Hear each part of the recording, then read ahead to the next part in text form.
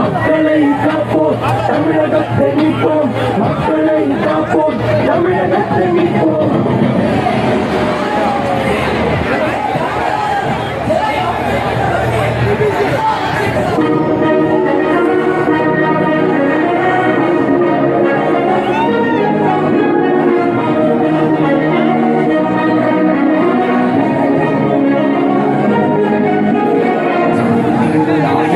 சாமானிய நாயகன் தமிழக தாயமேற்கு உறுதி கொண்ட ஒரு மகன் புரட்சி தலைவி வழி புரியனவே நடந்தவன்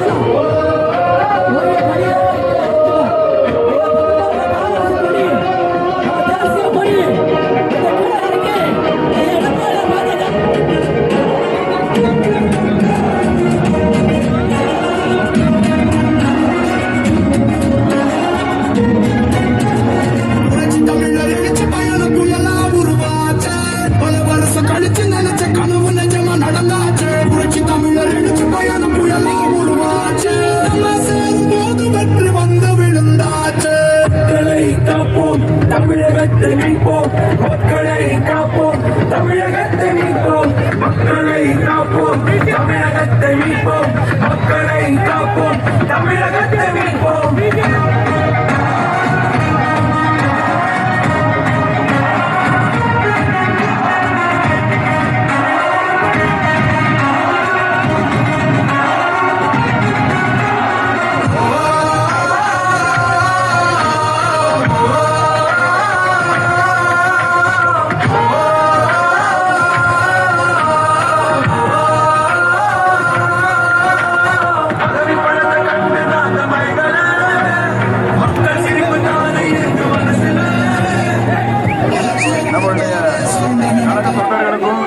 கூட்டணி கட்சி நண்பர்களுக்கும் தயவு கூர்ந்து ஒரு அன்பான வேண்டுகோள், கொஞ்சம் அந்த கொடிகள் எல்லாம் கொஞ்சம் கீழே வச்சுக்கிட்டீங்கன்னா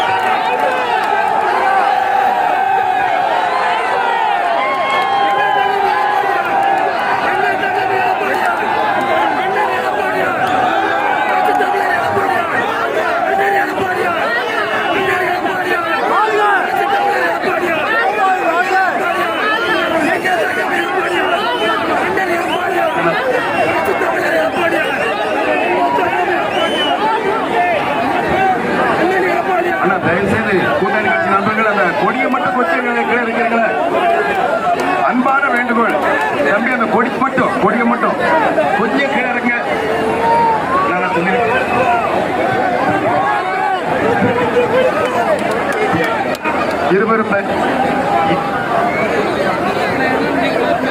இருவரும் தெய்வங்கள் புரட்சித் தலைவர் எம்ஜிஆர், புரட்சித் தலைவி அம்மா அவர்களை வணங்கி கழகத்தினுடைய பொதுச் செயலாளர், குடிமராமத்து நாயகன், வருங்கால நம்மளை எல்லாம் ஆள இருக்கக்கூடிய வருங்கால நிரந்தர முதலமைச்சர் அண்ணன் எடப்பாடியார் அவர்கள் இப்பொழுது எழுச்சியுரை ஆற்றுவார்கள்.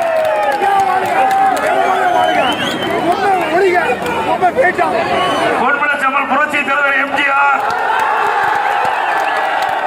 இதயம் புரட்சி தலைவி அம்மா, இருவரும் தலைவர்களை வணங்கி இந்த ஆலங்குளம் சட்டமன்ற தொகுதியில் இருக்கின்ற அத்தனை மக்களும் ஆலங்குளத்திலே கூடி ஒரு எழுச்சியை பார்க்க முடியும். இந்த எழுச்சி ஆரவாரம் உங்கள் முகத்திலே காண்கின்ற மகிழ்ச்சி, ஆலங்குளம் சட்டமன்ற தொகுதி வெற்றி பெற்றுவிட்டது. ஆலங்குளம் பேரூராட்சி இன்றைக்கு தாக்கு பிடிக்க முடியாததற்கு மக்கள் வெள்ளம், எங்கே பார்த்தாலும் மக்கள் வெள்ளம். இன்றைக்கு ஆலங்குளம் பகுதியில் இருக்கின்ற மக்களை மிக எழுச்சியாக சிறப்பாக எழுச்சி பயணத்திலே பார்க்கின்ற வாய்ப்பு இறைவன் எனக்கு கொடுத்திருக்கிறார். காணித காட்சி ஏதாவது எழுச்சி பயணத்திலே கலந்து கொண்டு சிறப்பித்துக் கொண்டிருக்கின்ற மாவட்டத்தில் கழகத்தினுடைய செயலாளர் முன்னாள் எம்எல்ஏ சகோதரர் திரு எஸ் செல்வமோகன்தாஸ் பாண்டியன் அவர்களே, நிகழ்ச்சியிலே பங்கு பெற்றிருக்கின்ற அமைப்பின் செயலாளர் முன்னாள் எம்எல்ஏ சகோதரர் பி.ஜி. ராஜேந்திரன் அவர்களே, முன்னாள் நாடாளுமன்ற உறுப்பினர் மாவட்ட அம்மா பேரவை செயலாளர் அறிவிச்சு திரு கே.ஆர்.பி. பிரபாகரன் அவர்களே, நிகழ்ச்சியிலே பங்கு பெற்றிருக்கின்ற சகோதரர் திரு டி. கவில்சங்கர் அவர்களே, என்னுடன் வருகின்ற முன்னாள் அமைச்சர் பெருமக்கள் திரு உதயகுமார் அவர்களே, திரு ஆர். காமராஜ் அவர்களே, திரு தலவாய் சுந்தரம் அவர்களே, திரு கடம்பூர் ராஜ் அவர்களே, திரு டாக்டர் சி. விஜயவாஸ் அவர்களே, திரு விஜய் சுப்பையா அவர்களே, திரு முருகையா பாண்டியன் கழக அமைச்சர் அவர்களே மற்றும் கழகத்திலே நிர்வாகிகள் இருக்கின்ற அறிவுச்சவாரி திருமதி முத்துலட்சுமி அவர்களே, திருமதி ஜே. பசுவதி அவர்களே, திரு பி. இருளப்பன் அவர்களே, திரு ஆர். பாலகிருஷ்ணன் அவர்களே, திரு டி. பி. சுப்பிரமணியன் அவர்களே, திரு எஸ். ஐ. முருகேசன் அவர்களே, திரு ஆர். டி. அருள்வேல்ராஜ் அவர்களே, திரு எஸ். ஜெயராமன் அவர்களே, திரு கே. பி. சுப்பிரமணியன் அவர்களே, திரு ஆர். சகாய அருள்கிருஷ்ணன் அவர்களே, திரு எஸ். சங்கர் அவர்களே, திரு பாண்டியராஜ் அவர்களே, திரு முருகையா பாண்டியன் அவர்களே, திருமதி கே. ஜனதா அவர்களே, திரு கே. தளபதி பிரேம்குமார் அவர்களே, திரு ஜி. சுப்பையா ராஜ் அவர்களே, திரு ஏ. தர்மசீலன் அவர்களே, திரு டி. மிக்கல் சகாயம் என்கிற செல்வன் அவர்களே, பாரதிய ஜனதா மாவட்ட தலைவர் திரு ஆனந்தன், திரு ஐயாசாமி அவர்களே, திரு தமிழ் மாநில காங்கிரஸ் மாவட்ட தலைவர் திரு என்.டி.எஸ். சார்லஸ் அவர்களே, தமிழ்நாடு தேவர் பேரவை தலைவர் திரு முத்தையா தேவர் அவர்களே, தமிழக மக்கள் முன்னேற்ற கழக நிர்வாகிகளே, அகில இந்திய பார்வல் கட்சி நிர்வாகிகளே, வாரியிருந்து சிறப்பித்துக் கொண்டிருக்கிற அனைத்து இந்திய அண்ணா திராவிட முன்னேற்ற கழகத்திலே பல்வேறு பொறுப்புகளை நிர்வாகிகளே, கழக உடன்பிறப்புகளே, நாளை கூட்டணி அங்கம் வைக்கின்ற தேசிய ஜனநாயக கூட்டணியில் அங்கம் வைக்கின்ற கட்சியுடைய தலைவர்களே, நிர்வாகிகளே, தொண்டர்களே, பெரியவர்களே, தாய்மார்களே, விவசாயிகளே, விவசாய தொழிலாளிகளே, பாளையத்தை சேர்ந்த சகோதரிகளே, இளைஞர் பட்டாளங்களே, பத்திரிகையாளர் உடன்பிறப்புகளை அத்தனை பேருக்கும் என்னுடைய முதற்கண் நன்றி கலந்த வணக்கம். நான் எழுச்சி பயணத்தில் தொடங்கியதிலிருந்து இப்பொழுது வரை இவ்வளவு கூட்டம் ஆலங்குளத்தான் பார்க்கிறோம். உண்மையிலேயே ஆலங்குளம் ஒரு எழுச்சி மிகு சட்டமன்ற தொகுதி என்பதை மக்கள் நிரூபித்து காட்டுகிறார்கள். இது ஆலங்குளம் அதிமுகவுடைய கோட்டை என்பதை மக்கள் வெள்ளத்தால் நிரூபிக்கப்பட்டுள்ளது. இன்றைக்கு அனைத்து இந்திய அண்ணா திராவிட முன்னேற்ற கழக ஆட்சியில நிறைய திட்டங்களை கொண்டாந்து நிறைவேற்றுகிறோம். இன்றைக்கு இது ஆலங்குளம் சட்டமன்ற தொகுதி வேளாண்மை பெருமக்கள் நிறைந்த தொகுதி, வேளாண் தொழிலாளிகள் நிறைந்த பகுதி. அந்த இரு மக்களையும் வாழ வைத்த அரசாங்கம் அதிமுக அரசாங்கம். விவசாயிகளுக்கும் எண்ணற்ற திட்டங்களை கொடுத்திருக்கின்றோம். விவசாய தொழிலாளிகளுக்கும் நிறைய திட்டங்களை வாரி வழங்கி இருக்கிறோம். ஆக இருவரும் மக்களும் இன்றைக்கு அனைத்து இந்திய அண்ணா திராவிட முன்னேற்ற கழக ஆட்சியிலே சிறப்பாக வாழ்ந்தார்கள். அப்படிப்பட்ட ஒரு பொற்கால ஆட்சியை அதிமுக அரசு இந்த மக்களுக்கு வழங்கியது. தம்பி இந்த படி டிவி எடுக்கிறார்.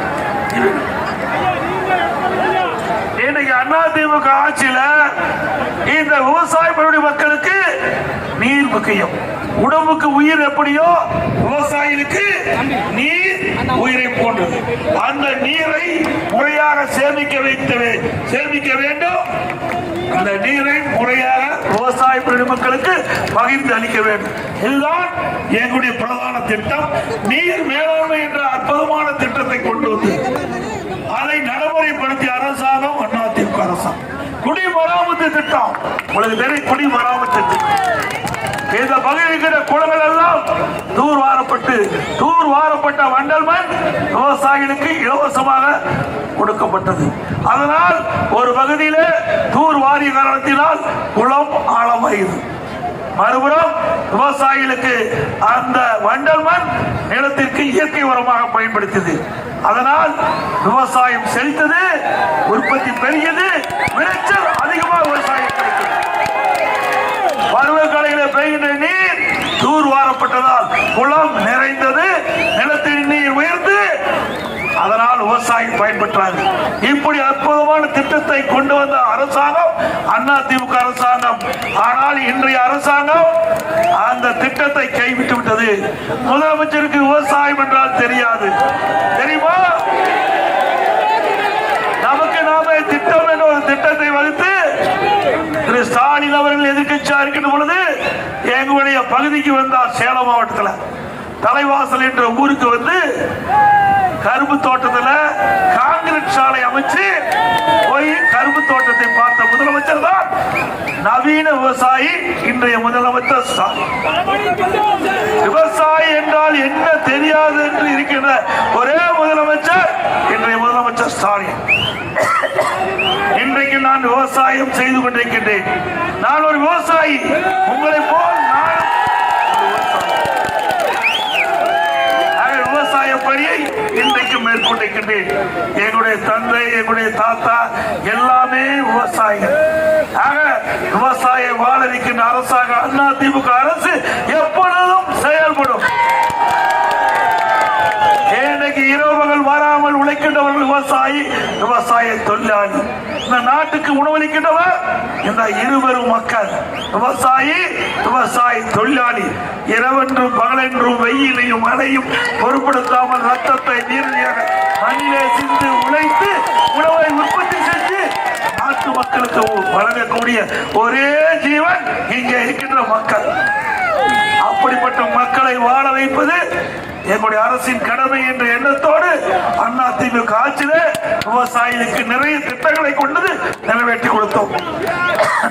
ஒரே 5 ஆண்டு காலத்தில் விவசாயிகள் தொடக்க வேளாண் வங்கியிலே பெற்ற பயிர்க்கடன் 2 முறை தள்ளுபடி. இந்தியாவில் எந்த மாநிலத்திலும் ஒரே 5 ஆண்டில் 2 முறை விவசாயி வாங்கிய பயிர்க்கடன் தள்ளுபடி செய்த வரலாறு கிடையாது. அந்த வரலாற்றை படுத்த அரசாங்கம் அதிமுக. விவசாயிகள் எந்த நேரத்திலும் மின் மோட்டாரால் இயக்கலாம். அதற்காக மும்முனை மின்சாரத்தை கொண்டு வந்து அந்த விவசாயிகளுக்கு வாழ வைத்த அரசு அதிமுக அரசு. அதோட இன்னைக்கு விவசாயிகள் பேரிடர் காலம். மழையால் விவசாயம் பாதிக்கப்பட்டுவிடும், புயலால் விவசாயம் பாதிக்கப்பட்டுவிடும். அப்படி அந்த இயற்கை சீற்றத்தால் விவசாயிகள் பயிரிட்ட பயிர்கள் சேதமாகிற பொழுது பயிர் காப்பீட்டு திட்டத்தில் விவசாயிகள் இணைக்கப்பட்டு அந்த பேரிடர் காலத்தில் விவசாயிகள் பாதிக்கப்பட்ட விவசாயிகளுக்கு தேவையான பயிர் காப்பீட்டு திட்டத்தின் மூலமாக இந்தியாவிலேயே அதிக நிவாரண தொகை விவசாயிகளுக்கு பெற்று தந்த ஒரே அரசாங்கம் கண்ணை இமை காப்பதை போல விவசாய தொழிலை பாதுகாத்த அரசாங்கம் அதிமுக அரசாங்கம் என்பதை பெருமையுடன் இந்த நேரத்தில் தெரிவிக்கிறோம். இன்றைக்கு ஒரே ஒரு தொழில் விவசாய தொழில். இவர்கள் தான் யாரை கண்டும் பயப்பட வேண்டியதில்லை, யாரை கண்டும் பயப்பட வேண்டியதில்லை, அஞ்சவதில்லை. இன்கம் டேக்ஸ் வந்துருவான், இடி வந்துருவான் அப்படின்னு பயமே ஒரே தொழில் விவசாய தொழில். அப்படி விவசாய தொழிலே இருக்கின்ற காரணத்தினாலதான் என்னிடத்துல யாரும் வர முடியல. உங்களை போல் நானும் விவசாயம் இருக்கின்ற காரணத்தினாலே நான் முதலமைச்சராக இருந்தேன், நெடுஞ்சாலைத்துறை அமைச்சராக இருந்தேன், பொதுப்பணித்துறை அமைச்சர், பிறகு முதலமைச்சராக தேர்ந்தெடுக்கப்பட்டு 4 ஆண்டு காலம் 2 மாத காலம் சிறப்பான ஆட்சி கொடுத்த. எவ்வளவோ தேடி பார்த்தாங்க, ஒண்ணுமே கிடைக்கல. ஆனா விவசாயி மீது வழக்கு போட முடியாது. அப்படிப்பட்ட தொழில் விவசாய தொழில்.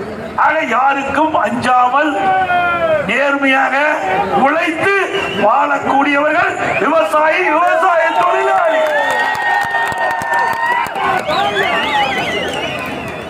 இன்றைக்கு விவசாயம் செய்வது என்பது ஒரு கடினமான தொழில்.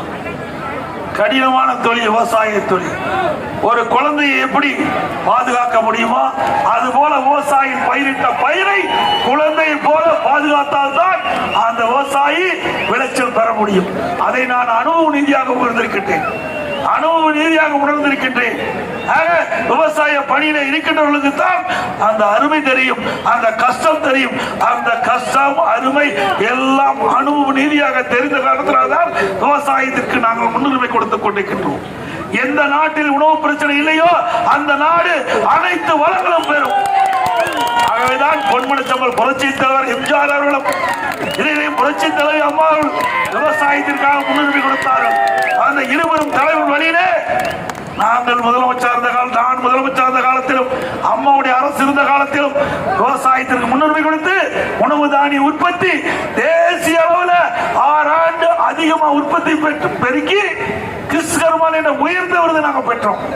தொடர்ந்து 5 ஆண்டு காலம் வேளாண்மை துறை சிறந்த துறை என்று இன்றைக்கு தேசமே ஒத்துக்கின்ற அளவிற்கு உணவு தானிய உற்பத்தி தேசிய அளவில் அதிகமாக உற்பத்தி பெருக்கி கிறிஸ்கர்மான் விருதை பெற்ற அரசாங்கம் அதிமுக அரசாங்கம்.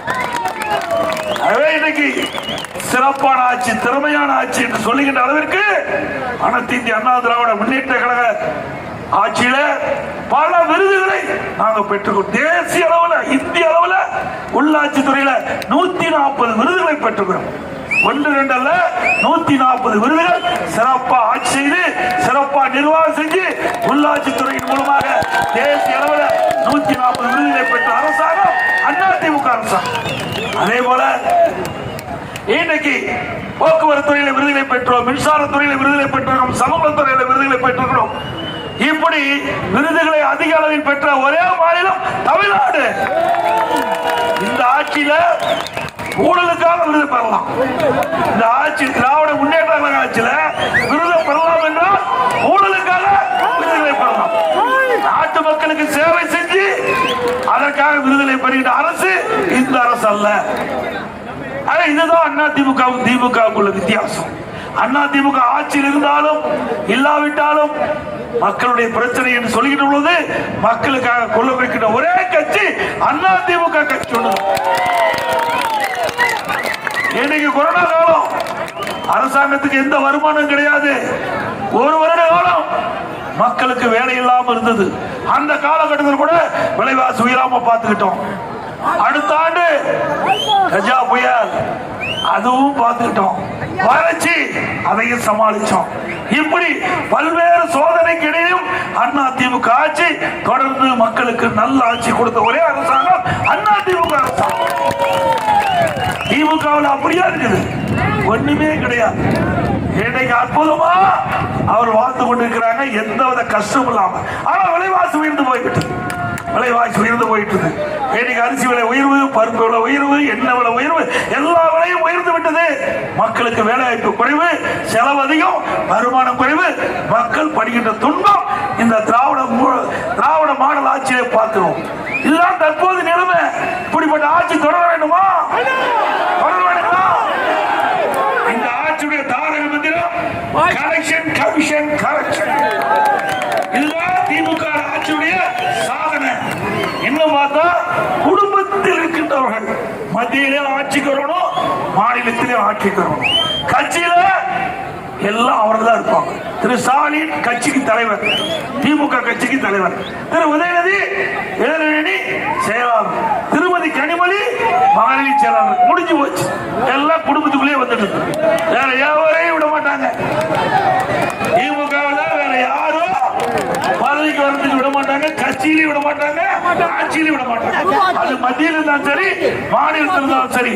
அப்படிப்பட்ட கட்சி இந்த மண்ணில் ஆள வேண்டுமா? வாரிசு அரசியல் தேவையா? குடும்ப ஆட்சி தேவையா? மன்னர் ஆட்சி தொடர வேண்டுமா? இதெல்லாம் முற்றுப்புள்ளி வைக்க வேண்டும் என்றால் 2026 சட்டமன்ற பொதுத் தேர்தலில் அனைத்து இந்திய அண்ணா திராவிட முன்னேற்ற கழகம் வெற்றி பெறுவதற்கு நீங்கள் துணை நிற்க வேண்டும். ஸ்டாலின் பேசுகிறார், எடப்பாடி பழனிசாமி பாரதிய ஜனதாவுக்கு அடிமையாகிவிட்டார் என்று. நாங்க எங்க அடிமையாகணும்? எங்களுடைய கொள்கை வேற, அவங்களுடைய கொள்கை வேற, கூட்டணி வேற, கொள்கை வேற, கூட்டணி வேற. அடிக்கடி நான் அதான் சொல்றேன். இன்றைக்கும் அப்படித்தான். இன்றைக்கு திராவிட முன்னேற்ற கழகம் 1999ஆம் ஆண்டு பாராளுமன்ற தேர்தல் யாரோட கூட்டணி வச்சீங்க? திமுகவோட கூட்டணி வச்சு போட்டியிட்டு வெற்றி பெற்று மத்தியில முரசொலி மாறன் அவர்கள் அமைச்சராகி ஓராண்டு அவருக்கு உடல்நிலை சரியில்லாம இலாக்கல்லாத கேபினட் மினிஸ்டரா வச்சிருந்தது பாரதிய ஜனதா அரசாங்கம். அப்பெல்லாம் பாரதிய ஜனதா அரசாங்கம் நல்ல அரசாங்கம். 2001 சட்டமன்ற பொது தேர்தல், அப்பொழுது பாரதிய ஜனதா கட்சியோட திமுக கூட்டணி. அப்போ பாரதிய ஜனதா கட்சி நல்ல கட்சி. அண்ணா திமுக பாரதிய ஜனதா கட்சியோட கூட்டணி வச்சா அது மதவாத கட்சி. எப்படிங்க கிராமத்துல ஒண்ணு பழமொழி சொல்லுவாங்க, கருப்பு நாயை வெள்ளை நாய் ஆக்க முடியுமா? அப்படி கட்சி மாத்தி சொல்ல முடியுமா? அன்னைக்கும் பாரதிய ஜனதா கட்சி தான், இன்னைக்கும் பாரதிய ஜனதா கட்சி தான். ஆனா திமுக கருப்பு நாய்க்கு வெள்ளை நாய்க்கு வித்தியாசம் தெரியும். கேவலமா பேசலாம், பேசக்கூடாது அப்படின்னு ஒரு தகுதியோட பேசுறேன். திரு ஸ்டாலின் அவர்களே இதை பேசிட்டு எங்கிட்டு வாங்க, நாங்க பதில் சொல்ல தயாரா இருக்கோம். இப்ப நடக்கிற தேர்தல் சட்டமன்ற தேர்தலா பாராளுமன்ற தேர்தலா நீங்க சொல்லுங்க. அடுத்த ஆண்டு நடைபெற்ற தேர்தல் என்ன தேர்தல்? சட்டமன்ற தேர்தல் தானே. தமிழ்நாட்டில் நடக்கிற தேர்தல் தானே. தமிழ்நாட்டில் யார் ஆட்சிக்கு வர வேண்டும் நடக்கிற தேர்தல் தானே. ஆனா ஸ்டாலினுக்கு மறந்து போச்சு. ஸ்டாலின் மறந்து போச்சு. டெல்லியில் இருக்கிற தேர்தல் நடந்துகிட்டே இருக்கிறார். அதனாலதான் பாரதிய ஜனதா பத்தி பேசிட்டு இருக்காரு. அண்ணா திமுக பத்தி பேசவே முடியல. திரு ஸ்டாலின் அவர்களே, இது நாடாளுமன்ற தேர்தல் அல்ல, சட்டமன்ற தேர்தல் அடுத்த ஆண்டு வருது. சட்டமன்ற தேர்தலில் யார் ஆட்சிக்கு வர வேண்டும் என்கிற தேர்தல். அந்த தேர்தலில் அண்ணா திமுக வர வேண்டும் என்று மக்கள் முடிவு செய்து விட்டார். நாங்க பதில் சொல்ல தயாராகிறோம். 2011 2021 வரைக்கும் சிறப்பான ஆட்சி கொடுத்திருக்கிறோம். எங்களை பற்றி பேச நான் பதில் சொல்ல தயார். நீங்க எந்த இடத்துல கூப்பிட்டாலும் நான் வரேன். ஸ்டாலின் அவர்களே, நீங்க எந்த இடத்துல மேடை போட்டு பேசினாலும் நான் தயாரா வர்றேன். நீங்க உடைய ஆட்சியில செய்த சாதனை சொல்லுங்க. அண்ணா திமுக ஆட்சியில் செய்த சாதனை நான் சொல்றேன். மக்கள் நீதிபதியா இருந்து முடிவு செய்யட்டும். எடப்பாடி பழனிசாமி அடிமையா இருக்கிற, எடப்பாடி பழனிசாமி ஊர்ந்து போன, எடப்பாடி பழனிசாமி பறந்து போன, இதையெல்லாம் பேசி என்ன பிரயோஜனம்? பேச வேண்டியது பேசப்பா. நீ எங்களை அண்ணா திமுக பத்தி விமர்சனம் செய்ய, அதுக்கு பதில் சொல்ல தயார். நான் 10 ஆண்டு காலம் மாண்புமிகு புரட்சி தலைவி அம்மா அவர்கள் ஆட்சி செய்தாங்க. அதுக்கு அம்மா மறைவுக்கு பிறகு நான் முதலமைச்சர் இருந்து ஆட்சி செய்தோம். ஆக 10 ஆண்டு காலத்துல எங்களுடைய ஆட்சியில எந்த குற்றத்தையும் கண்டுபிடிக்க முடியாம இருக்கின்ற காலத்தில்தான் நீங்க பாரதிய ஜனதாவை மையமாக வைத்து மதவாதம் என்று சொல்லி மக்களை மனமாற்றம் செய்ய முயற்சிக்கிறீங்க. ஒருபோதும் மக்களை ஏமாற்ற முடியாது. தமிழ்நாட்டு மக்கள் திறமையானவர்கள், சிந்திக்கக்கூடிய ஆற்றல் படைத்தவர்கள். உங்களை போல் ஏமாற்று பேர்வழிக்கு அவர் எப்பொழுதும் துணை நிற்க மாட்டார்கள். ஆக 2026 சட்டமன்ற பொதுத் தேர்தல் அனைத்து இந்திய அண்ணா திராவிட முன்னேற்ற கழகம் வெற்றி பெற வேண்டும் என்று ஒட்டுமொத்த தமிழ் மக்களும் இன்னைக்கு குரல் கொடுக்கின்றார். ஸ்டாலின் அவர்களே, ஆக பாரதிய ஜனதா விட்டுட்டு இனிமே அண்ணா திமுக பக்கம் வாங்க. அண்ணா திமுக பத்தி விமர்சனம் செய்ய நாங்க பதில் சொல்ல தயாராகிறோம். பிறகு திரு ஸ்டாலின் வந்து காங்கிரஸோட கூட்டணி வச்சிருக்காருல்ல, அவர் கூட்டணி வச்சா நியாயம். எப்பொழுது பார்த்தாலும் ஸ்டாலின் பேசுவார் எமர்ஜென்சி, நாங்கெல்லாம் திமுக கைது செய்யப்பட்டோம், கைது செய்யப்பட்டு சிறையில இருந்தோம், அப்படி எல்லாம் வீரவசனம் பேசுவார். அந்த கட்சியோட தானே கூட்டணி வச்சிருக்கீங்க. அந்த கட்சியோட தானே கூட்டணி வச்சிருக்கீங்க. அண்மையில திரு கருணாநிதியுடைய நூற்றாண்டு விழா வந்தது. அந்த நூற்றாண்டு விழாவில் ஒரு காட்சி, அந்த காட்சிப்படுத்தப்பட்டாங்க. அந்த காட்சிப்படுத்துகின்ற இடத்துல திரு ஸ்டாலின் வந்து சிறையில் இருக்கிற மாதிரி, விசாரணை இடத்துல சிறையில் இருக்கிற மாதிரி அந்த காட்சிப்படுத்தப்பட்டு வச்சிருந்தாங்க. அதை எல்லாரும் போய் பார்த்தாங்க. அப்ப யார் மத்திய ஆட்சி? காங்கிரஸ் ஆட்சி. எமர்ஜென்சி கொண்டாந்து காங்கிரஸ் கட்சி ஆட்சி, விசா கொண்டு காங்கிரஸ் கட்சி. அப்படி உங்களை சிறையில போட்ட நீ போய் கூட்டணி வைக்கிற, உங்களை சிறையில போட்ட திமுக கட்சிக்காரர்கள் சிறையில போட்டுறீங்க காங்கிரஸ், அவரோட போய் நீங்க கூட்டணி வச்சிருக்கிற. எங்களுக்கும் பாரதிய ஜனதாவுக்கு எந்த பிரச்சனையுமே கிடையாது, எந்த பிரச்சனையும் கிடையாது. நான் முதலமைச்சர் இருக்கின்ற பொழுது கேட்ட நிதியை கொடுத்தார்கள். தமிழ்நாடு வளர்ச்சி பெறுவதற்கு தேவையான நிதியை பாரத பிரதமர் நரேந்திர மோடி நல்ல சாலைகள், நல்ல பாலங்கள், பல்வேறு பெரிய திட்டங்கள் அனுமதி கொடுத்தாங்க. இந்தியாவிலேயே ஒரே திட்டத்திற்கு 63,000 கோடி தமிழ்நாட்டு மக்களுக்கு கொடுத்த அரசு மத்திய அரசு. மெட்ரோ ரயில் திட்டம், சென்னையில் இருக்கின்ற மெட்ரோ ரயில் திட்டம் இதுவரை தமிழ்நாடு இந்திய வரலாற்றிலேயே ஒரு திட்டத்திற்கு 63,000 கோடி கொடுத்தது கிடையாது.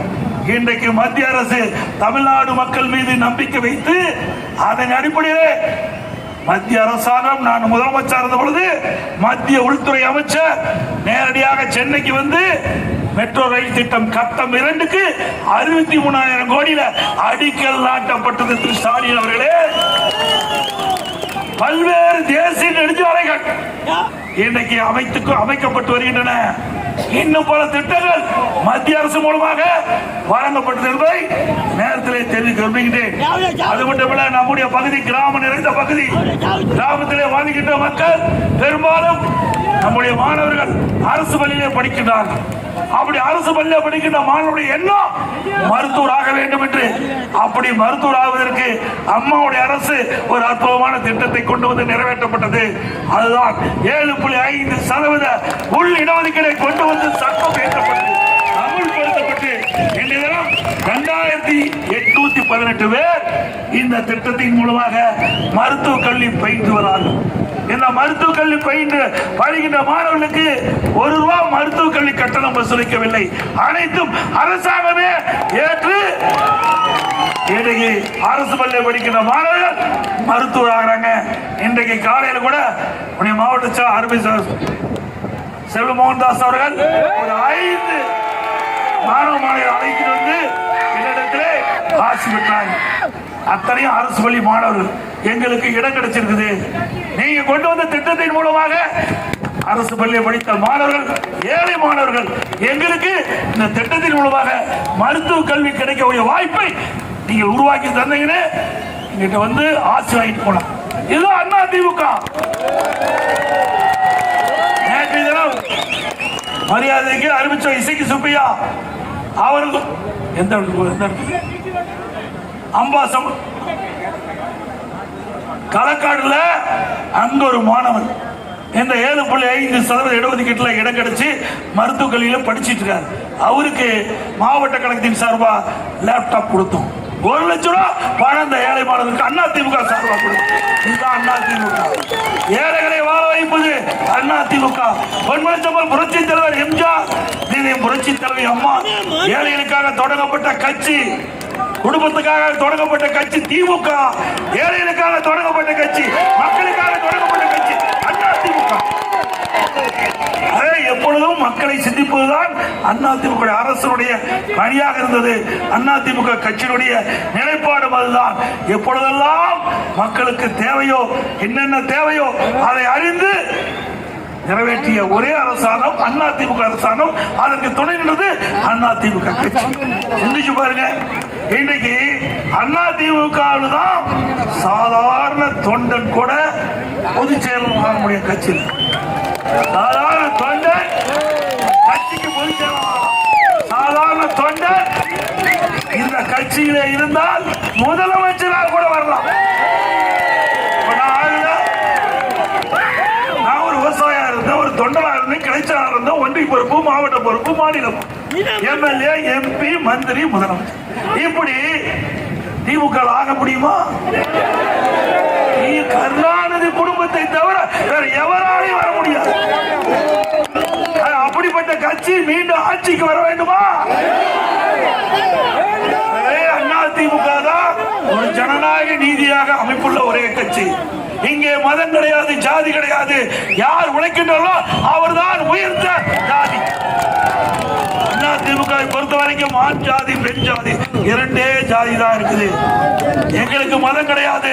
பொன்மனச்சம்பல் புரட்சி தலைவர்களும் சரி, அம்மா காலத்திலும் சரி, மதத்தின் அடிப்படையிலே அரசியல் செய்கின்ற கட்சி, ஜாதியின் அடிப்படையிலே எங்கள் கட்சி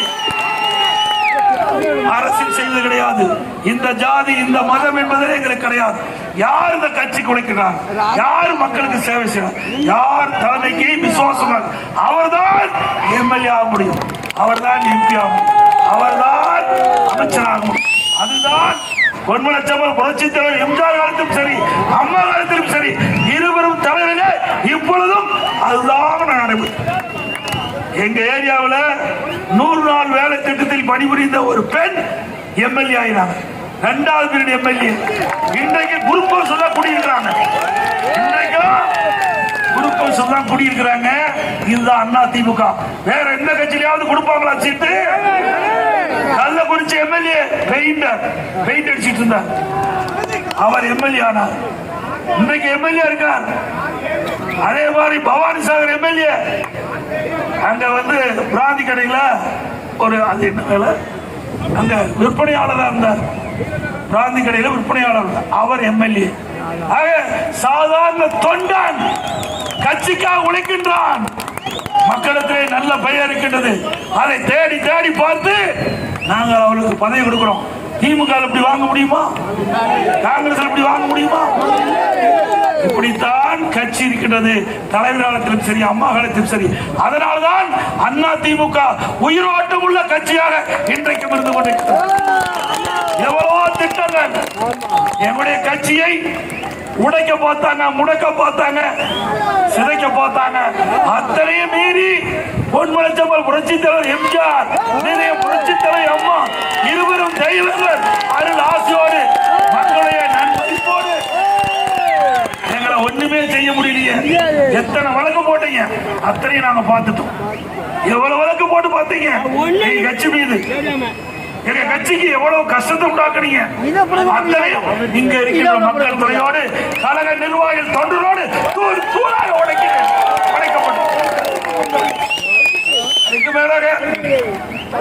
என் மீது வழக்கு கூட போட்டு பார்த்தாங்க. திமுக நிர்வாகி வைத்து இன்றைய முதலமைச்சர் வழக்கு போட்டு பார்த்தார்.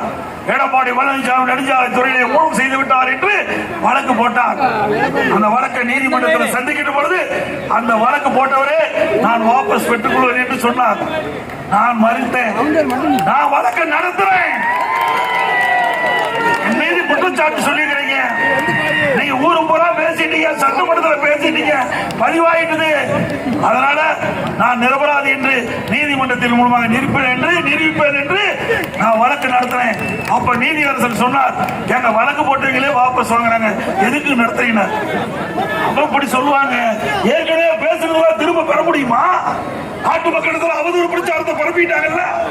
ஆக நான் வழக்கு நடத்துறேன், நிரபராதி நான் வர்றேன். நீங்க தவறு இருந்தா நீங்க என்ன நடவடிக்கை சொன்னேன். அதே மாதிரி வழக்கு நடத்தினேன், நிரபராதி என்று உங்கள் முன் வந்து நிக்கிறேன். அப்ப நீதிபதி சொன்னார், இந்தியாவிலேயே ஒரு கட்சி தலைவர் ஒரு அமைச்சரா இருந்து வழக்கு போட்டு வழக்கு நடத்துறேன்னு சொன்ன ஒரே ஒருவர் நீங்க தான். வேற யாரும் சொன்னதில்லை. இன்னைக்கு திமுக மந்திரி இருக்கிறாங்க, எத்தனை வாய்தா வாங்கிட்டு இருக்காங்க? எவ்வளவு பேர் வாய்தா வாங்கிட்டு இருக்காங்க? பல அமைச்சர் அடுத்த தேர்தல் இருக்க மாட்டாங்க. பெருகிற அமைச்சர் அடுத்த தேர்தலில் இங்க எல்லாம் வந்து சந்திக்கிறதுக்கு வாய்ப்பு இல்லை, குறைவு. சில பேர் தூக்கமே தொலைஞ்சு போச்சு. சில அமைச்சருக்கு தூக்கமே இல்லை. காலையில வெடிக்கால எந்திரிச்சா யார் கதவை தட்டுவாங்க? ஈடி கதவை தட்டுதா, வருமான வரித்துற கதவை தட்டுதா இன்னும் பயத்திலே பாதி மந்திரி காலத்தை ஓட்டிட்டு இருக்கிறாங்க. அனைத்து இந்திய அண்ணா திராவிட முன்னேற்ற கழகத்தை பொறுத்த வரைக்கும் மடியிலே கிடமில்லை, வெளியிலே பயமில்லை, எவருக்கும் அஞ்சம். தெளிவா இருக்கிறார் அதிமுக ஆட்சி இருக்கின்ற பொழுது நாங்கள் அப்படிப்பட்ட தவறு எதுவும் செய்யவில்லை. வேண்டுமென திட்டப்பட்ட எங்களுடைய சில அமைச்சர் மீது பொய் வழக்கு போட்டீங்க, அதை நீதிமன்றத்தில் சந்திச்சுட்டு இருக்கிறோம். ஆனா திமுகவை போல கொள்ளையடிக்கின்ற கட்சி அதிமுக கட்சி அல்ல. எப்பொழுதும் மக்களுக்காக, மக்களுடைய பிரச்சனைக்காக குரல் கொடுக்கிற கட்சியாகத்தான் இன்றைக்கும் தொடர்ந்து செயல்பட்டு கொண்டிருப்பதை நேரத்தில் சுட்டிக்காட்டி இன்னைக்கு தைப்பொங்கல் என்று அதிமுக ஆட்சியில எல்லா இளைஞர்கள் தைப்பொங்கல் பொங்கலுக்காக எல்லா குடும்பத்தையும் 2500 ரூபாய் கொடுத்தாங்க. கொடுத்தவங்க அதே போல கொரோனா காலத்துல 12 மாதம் வெளியில அரிசி, சக்கரை, எண்ணெய் எல்லாம் போட்டோம். அது மட்டும் இல்ல, பள்ளியில படிக்கின்ற மாணவர்கள் பள்ளிக்கு செல்ல முடியல ஒரு வருஷமா, கல்லூரியில படிக்கின்ற மாணவர் ஒரு ஆண்டு கல்லூரிக்கு செல்ல முடியல, மன உளைச்சல் இருந்தாங்க. மன உளைச்சலை போக்கிட்டதுமாக பள்ளியில படிக்கின்ற மாணவருக்கு ஆல் பாஸ்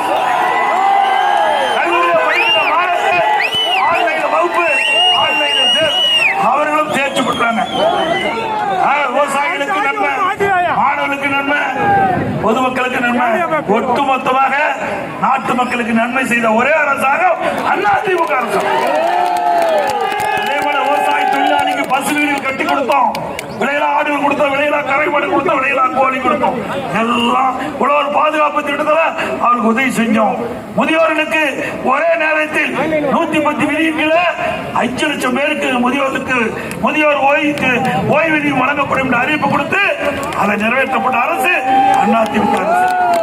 கிராமத்திலிருந்து நகர வரை ஏழை மக்கள் அதிகமாக வசிக்கின்ற பகுதியை தேர்ந்தெடுத்து அம்மா மெடிக்கலை கொண்டு வந்து ஏழைகளுக்கு அங்கேயே அதிமுக ஆட்சியில் சிகிச்சை கொடுத்த அரசு அதிமுக அரசு. அதையும் இந்த அரசு மூடிவிட்டது. மீண்டும் அம்மாவுடைய அரசு அமைந்தவுடன் இந்த 2000 அம்மா மெடிக்கல் 4000 அம்மா மெடிக்கல் கிராமத்திலிருந்து நகர வரை ஏழை மக்கள் வசிக்கின்ற பகுதி தேர்ந்தெடுத்து அதை செயல்படுத்துவோம். இப்படி அது மட்டுமல்ல, அடுத்த ஆண்டு நடைபெறும் தேர்தல் அதிமுக வெற்றி பெற்றவுடன் நம்முடைய தாய்மார்களுக்கும் சகோதரிகளுக்கும் தீபாவளி என்று சேலை வழங்கப்படும். அதே போல ஏழைகளுக்கும் தாழ்த்தப்பட்ட மக்களுக்கு வீட்டு மனை இருந்தா அவருக்கு அற்புதமான கான்கிரீட் வீடு கட்டி கொடுக்கப்படும். அதோடு ஏழைகளும் சரி, தாழ்த்தப்பட்ட மக்களுக்கு வீட்டு மனை இல்லாதவர்களுக்கு அதிமுக அரசாங்கமே வீட்டு மனை வாங்கி கொடுத்து கான்கிரீட் வீடு கட்டி கொடுக்கும். அதிமுக ஆட்சியில ஏழை என்று சொல் இல்லை என்ற நிலையை உருவாக்கி தருவதற்கு அதிமுக அரசு பாடுபடும் இந்த நேரத்தில் தெரிவித்து மிக சிறப்பாக எழுச்சியாக இந்த ஆலங்குளம் சட்டமன்ற தொகுதி மக்கள் மிக பிரமாண்டமான வரவேற்பு கொடுத்திருக்கிறார்கள்.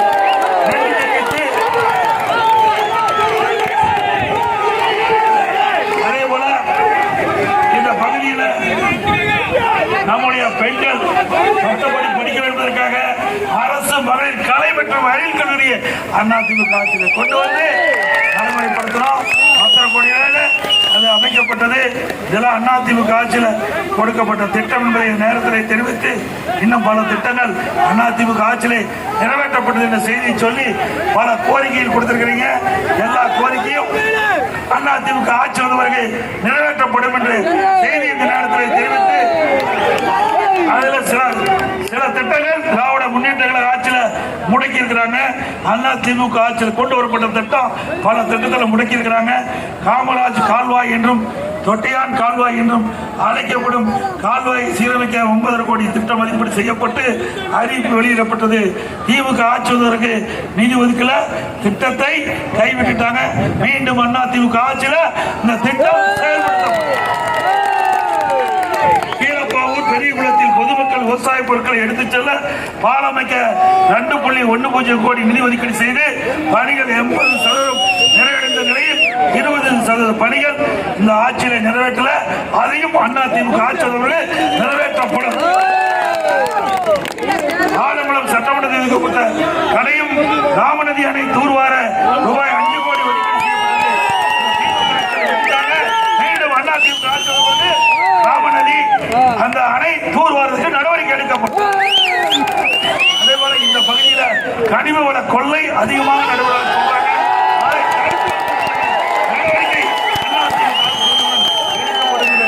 நேரத்தில் தெரிவித்து மக்களை காப்போம், தமிழகத்தை மீட்போம், மக்களை தமிழகத்தை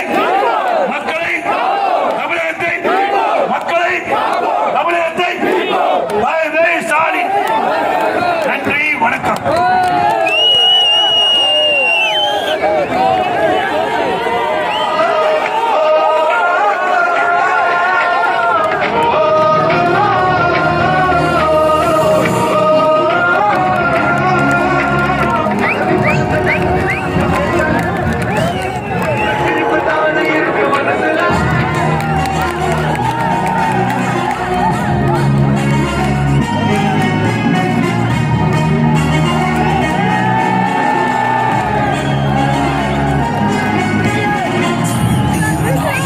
சாமானிய நாயகன், தமிழக தாயமிக்க உறுதி கொண்ட ஒரு மகன்.